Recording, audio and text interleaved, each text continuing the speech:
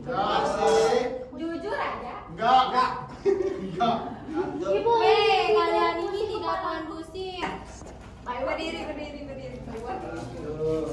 Ayo, Bu Guru Sakira. Dari kita semangat. Ayo Ibu. Mana speakingnya? Oke, nanti kalau saya bilang selamat pagi, kalian tepuk tangannya satu kali. Yang ini Bu. Iya. Kalau saya bilang selamat siang, kalian tepuk tangannya 2 kali. Kalau selamat malam, tidak tepuk tangan. Kenapa tidak tepuk tangan malamnya? Istirahat. Selamat siang. Selamat pagi. Selamat malam. Selamat siang semuanya. Oke, kita ganti ya. Biar kalian cepat duduk. Kalau saya bilang selamat siang, siang. Kalau lagi selamat siang. Selamat siang. Siang.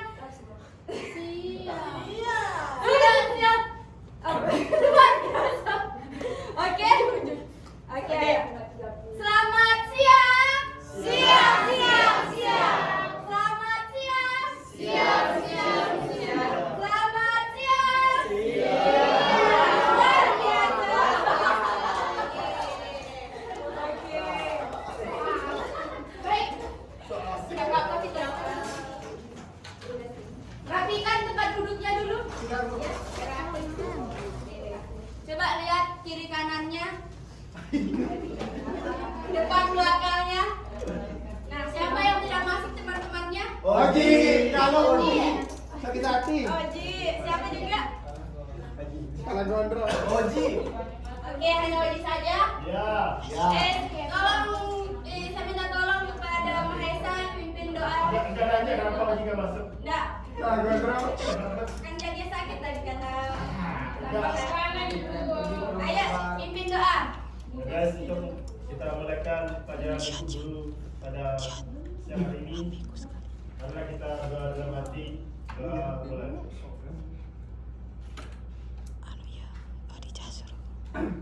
Doa besar. Oke. Baik.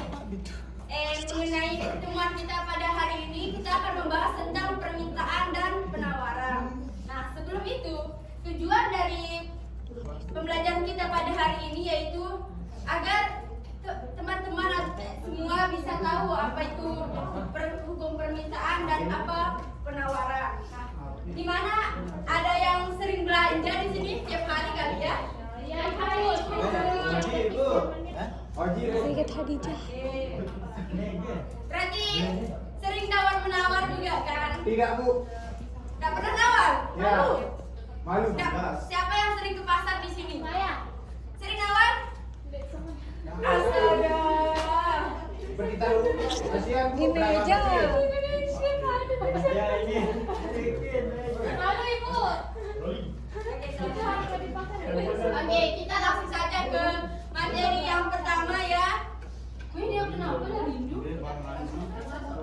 Nah, poin yang akan kita bahas pada hari ini itu permintaan dan penawaran. Kita lanjut langsung ke permintaan. Nah, mungkin Nurul Hidayah bisa bacakan saya apa definisi permintaan? Permintaan adalah jumlah barang yang ingin dibeli oleh masyarakat dengan berbagai tingkat harga tertentu. Nah, teman-teman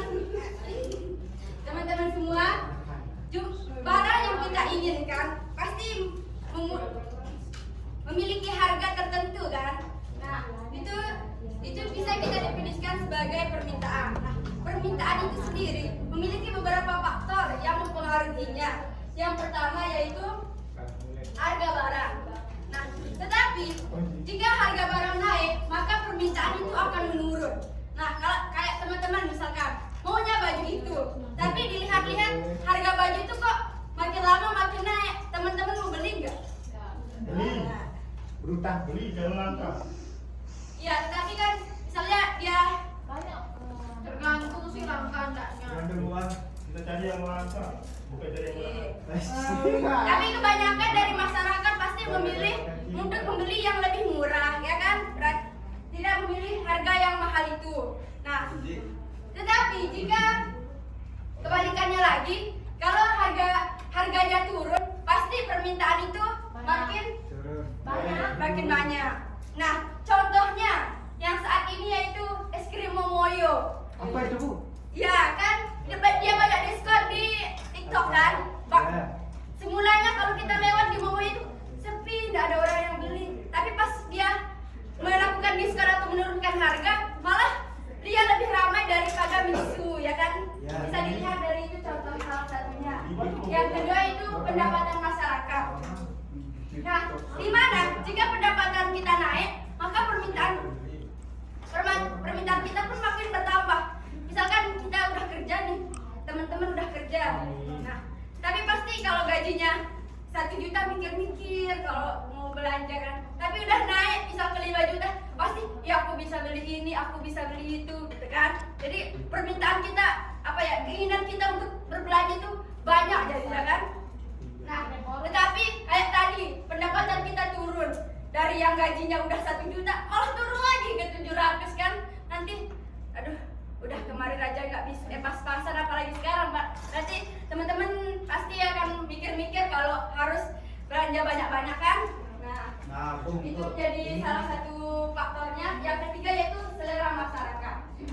Nah, jika kita sebagai kaum ke masyarakat ada sesuatu yang famous gitu kan, pasti famous. Iya, itu udah kayak. Terus pasti dari kita semua banyak peminatnya kan, sehingga permintaan kita meningkat terhadap barang tersebut. Tetapi jika kita tidak menginginkan masalah masyarakat tidak berselera terhadap barang tersebut, kurang seret dah ya, pasti permintaan itu berkurang terhadap barang tersebut. Lalu yang keempat yaitu kualitas barang. Nah, teman-teman sering kan berbelanja online? Enggak pernah, Bu. Ya, cewek-cewek ya, pasti kalian lihat reviewnya dulu kan? Ya. Apakah bintangnya berapa? Apa review orang? Nah, itu juga menjadi salah satu sebab faktor permintaan terhadap barang tersebut. Kalau barangnya jelek kan, tidak ada yang mau beli kan? Ya. Terus harga barang lain. Nah, kita udah bahas dari faktor yang pertama sebenarnya kalau harga barang lain. Kayak tadi kan, Mitsu, Momoyo. Tapi pas kita lihat harganya kan sama aja. Tapi kalau kita melihat ada diskon di toko sebelah, pasti kita memilih yang berbelanja yang lebih murah gitu kan. Soalnya pas barangnya sama. Ya, meskipun barangnya sama seperti ini. Ada kopi, ada teh. Nah, lihat harga teh yang lebih murah, pasti teman-teman memilih membeli teh. Kopi. Nggak mau teh kopi. Ya, teh. Nah, yang keenam yaitu jumlah penduduk. Nah, kalau jumlah penduduknya banyak, pasti permintaan terhadap suatu barang itu meningkat karena terlalu banyaknya masyarakat. Nah, kalau nggak ada masyarakatnya, siapa yang mau meminta kan?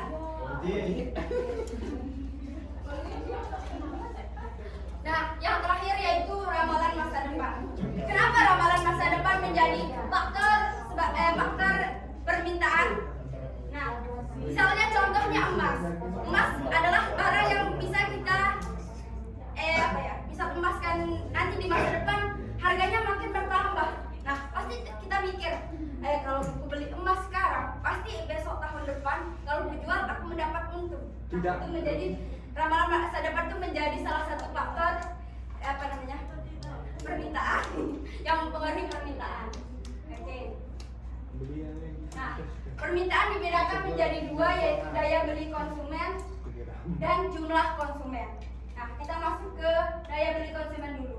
Nah, di sini daya beli konsumen yaitu ada dua, yaitu permintaan efektif dan permintaan potensial. Jadi mana permintaan efektif adalah didukung oleh daya beli berasal dari orang yang mampu membeli. Maksudnya adalah kalian punya uang, kalian bisa beli barang itu. Nah, udah kalian bisa beli dah pakai uangnya sendiri. Itu maksudnya daya beli, maksudnya udah punya uang kalian. Nah, tetapi permintaan potensial itu didukung oleh daya beli, namun belum menjadi transaksi. Nah, ini maksudnya adalah kalian punya uang, tapi tapi masih mikir-mikir buat beli barang itu. Kan belum menjadi transaksi, gitu kan? Oke, lanjut kita ke jumlah konsumen. Nah, di sini ada individual dan pasar. Yang di mana individual itu kita sendiri, permintaan masing-masing orang terhadap suatu barang. Nah, keinginan Nur Hidayah sama Ulpina pasti berbeda kan? Terus sama teman-teman semua, nah kebanyakan kan berbeda. Setiap kebutuhan orang itu berbeda-beda. Nah, lalu permintaan pasar yaitu permintaan yang dilakukan oleh masyarakat pada umumnya. Kayak misalnya kebutuhan beras itu kan menjadi bahan pokok bagi kita, itu pasti menjadi salah satu permintaan. Oke, sini udah ngerti? Masuk. Oke.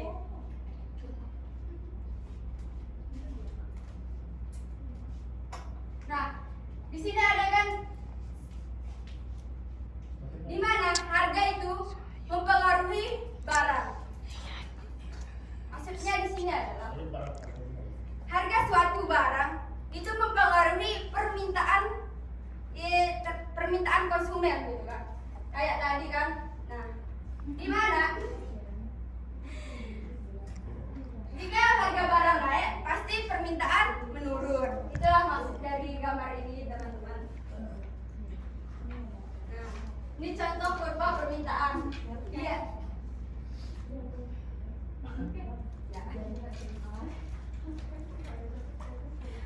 Ini salah satu contoh kurva permintaan. Apakah jelas dari kurva ini?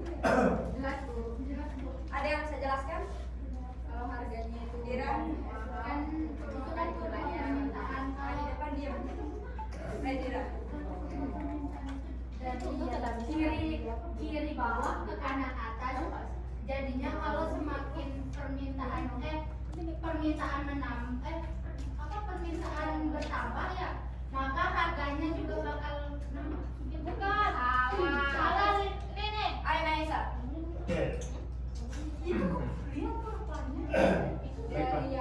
Makin harganya menurun, pasti permintaan itu semakin banyak, yaitu 200. Kalau harganya, nah, kalau harganya naik, pasti permintaannya itu akan menurun 120. Oke, benar sekali. Oke, kita lanjut langsung ke penawaran saja ya. Di sini Sophia, bacain saya di depan itu. Penawaran. Penawaran adalah sejumlah barang yang dijual atau ditawarkan pada suatu harga dan waktu tertentu. Dalam hal ini, sampai bawah. Lanjut. Ya. Dalam hal ini yang bertindak sebagai permintaan adalah pembeli, sedangkan penjual bertindak sebagai penawaran. Ya. Ini penawaran dan permintaan itu tidak bisa dipisahkan ya teman-teman. Kenapa? Sama saling berkaitan. Antara origin dan kontrak. Mulai.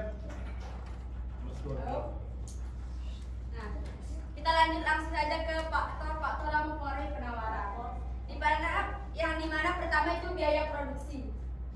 Nah, dimana jika biaya produksi tinggi, maka produksi bakal berkurang, dan itu akan menyebabkan penawaran menurun.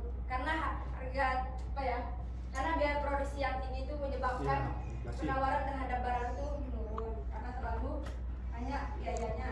Kalau biayanya rendah, pasti produksinya bertambah, maka penawaran pun juga bertambah. Lanjut. Nah, yang kedua itu teknologi. Nah, jika teknologi yang kita gunakan memadai, maka jumlah produksi yang kita hasilkan itu pasti bertambah. Nah, dengan hal itu, maka itu juga mempengaruhi naiknya jumlah penawaran. Lanjut, Rin. Nah, di mana yang ketiga itu harapan memperoleh laba atau keuntungan. Nah, di mana harapan memperoleh laba atau keuntungan akan memacu produsen meningkatkan produknya. Nah, di mana produk yang meningkat akan menyebabkan penawaran juga meningkat. Ayo dan lagi. Nah, adapun faktor-faktor non ekonomi yang sangat berpengaruh terhadap penawaran barang dan jasa. Yang pertama itu bencana alam. Bencana alam kan kita nggak bisa prediksi ya. Itu menjadi salah satu menjadi faktor yang mempengaruhi penawaran. Yaitu yang kedua itu larangan impor, yang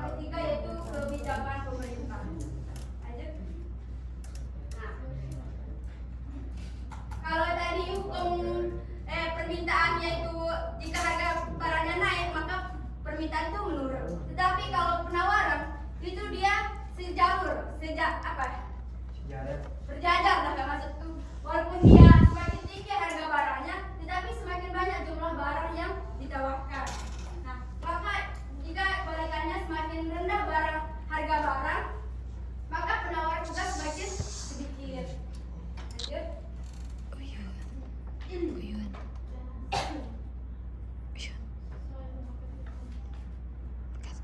Ini kurva penawaran grafik yang menggambarkan sifat hubungan antara harga suatu barang dengan jumlah barang yang ditawarkan pada waktu dan tempat tertentu. Lanjut Tahrin. Nah, ini salah satu contoh kurva dari penawaran. Ada yang bisa jelaskan di sini? Diksi? Ya, langsung. Jelaskan kurvanya. Penawaran Dalam kemarin. Lihat angkanya.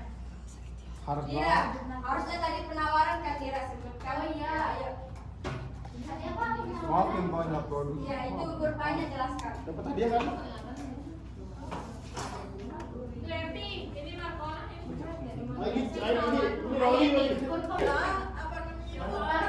Jumlah penawarannya itu semakin naik.